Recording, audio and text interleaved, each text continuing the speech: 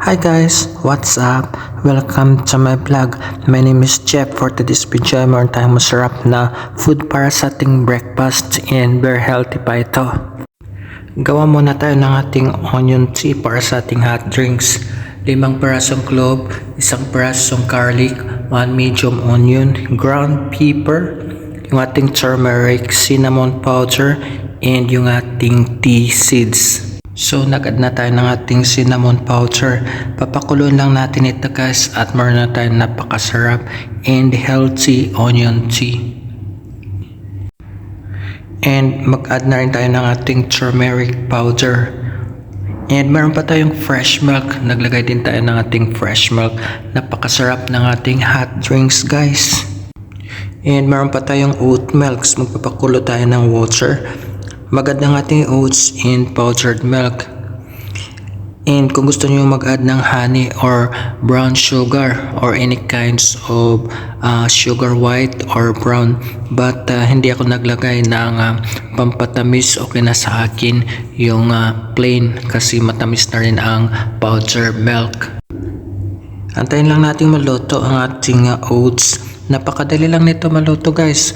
Kaunting kulo lang at ready na ito. Meron pa tayong fresh orange juice, nag-squeeze lang tayo guys. And meron na tayong masarap na fresh squeezed orange juice, so refreshing. Meron pa tayong assorted fruits, mango, avocado, and fresh orange.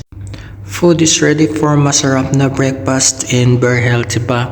So yung ating oat milk. And meron pa tayong sandwich, napakayami and healthy rin ang ating sandwich. Fresh yogurts, cold drinks, meron tayong fresh squeezed orange juice. For hot drinks, yung ating onion tea with turmeric and cinnamon powder. Healthy hot drinks.